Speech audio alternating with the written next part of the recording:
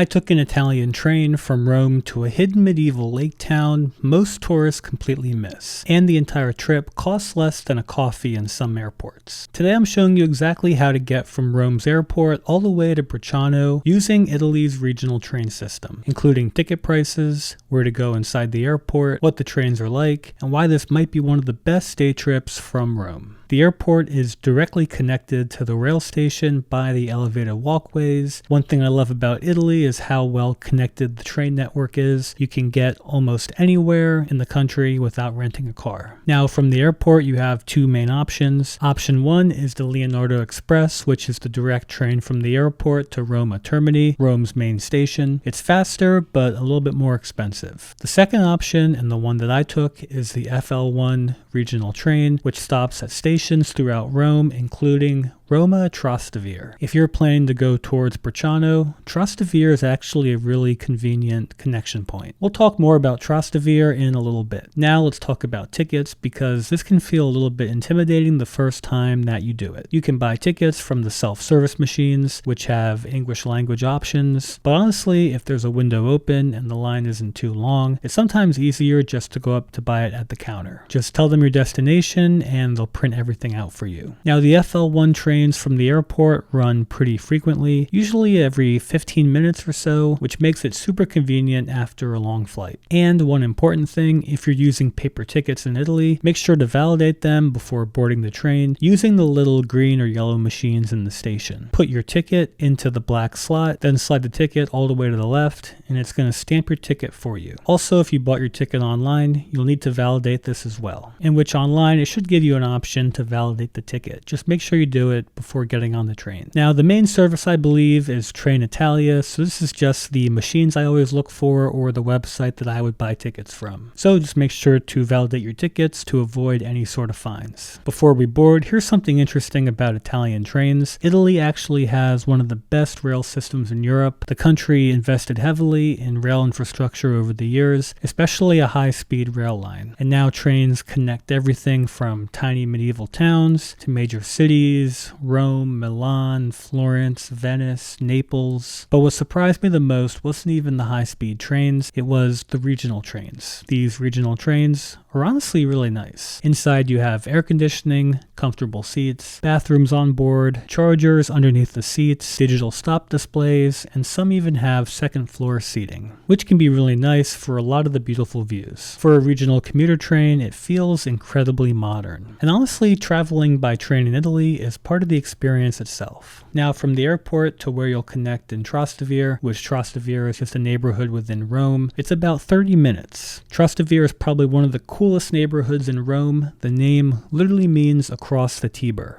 or the Tiber River, because historically it sat across from the historic center of Rome. It used to be more of a working class area, but today it's known for beautiful streets, amazing restaurants, cafes, nightlife, and even more local atmosphere compared to the super touristy parts of Rome. Honestly, if you visit Rome, you should absolutely spend some time here. Since I had a little bit of time between my next train, I had about 25-30 minutes, I decided to stop right outside the Trastevere station at Cafe Vergnano for a cappuccino and a pastry. Here's a little Italy travel tip. In Italy, if you actually drink your cappuccino or coffee at the bar and you don't take it away, it's actually going to be less expensive to drink it at the bar. It might be an extra euro to take it away. And here's another tip that I always follow as well. The bathroom in the station is going to cost €1 to get in. So what I always do to avoid this, I always just go to a cafe because I'd rather spend €1 or €2 on a cappuccino and something to eat and then use their bathroom instead of just spending €1 just to use the bathroom. And don't forget, the train does have free bathrooms. Now it was time to catch the train to Bracciano. Inside the station, you can either check Google Maps to get the train schedule, or they have a big electronic departure board where you can find your train number and platform to go to. To get between platforms, you head underground through the station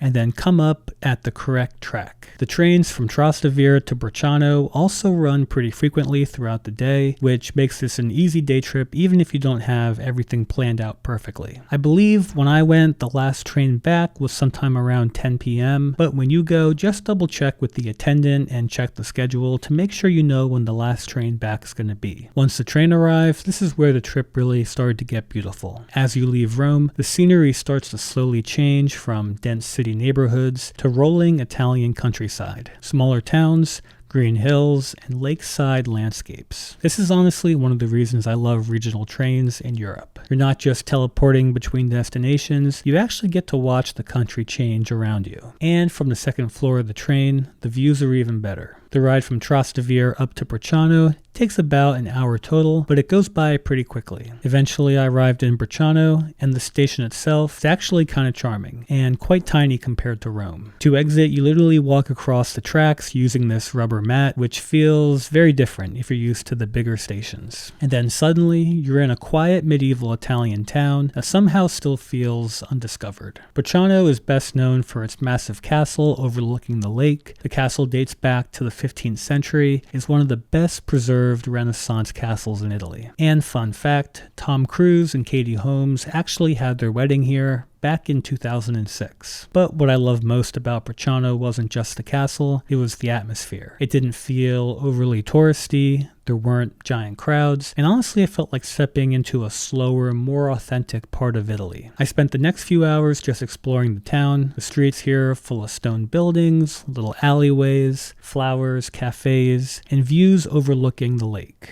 Eventually I stopped at Hush Cafe for a cappuccino and pizza, because what I found out, a lot of the restaurants actually closed at 3 p.m. and didn't open up until 7 p.m. again for dinner. Then later I grabbed a gelato from La Sentinella, which was also excellent. And honestly, this is exactly the kind of place I love finding while traveling, somewhere beautiful, relaxed, and not completely overrun with tourists. So if you're visiting Rome and want a day trip that feels completely different from the chaos of the city, I genuinely think Bracciano is one of the best hidden gems you can visit. And the best part is, you can get here pretty easily using Italy's regional trains without needing a car. From the airport to Trastevere, through the countryside, to a medieval lakeside town. And remember, the journey itself is part of the experience. If this video helped you in any way to plan your trip or inspired you to visit Bracciano, be sure to drop a like and consider subscribing for more finance-focused travel content. I want to thank you again for watching, and I'll see you again in the next video.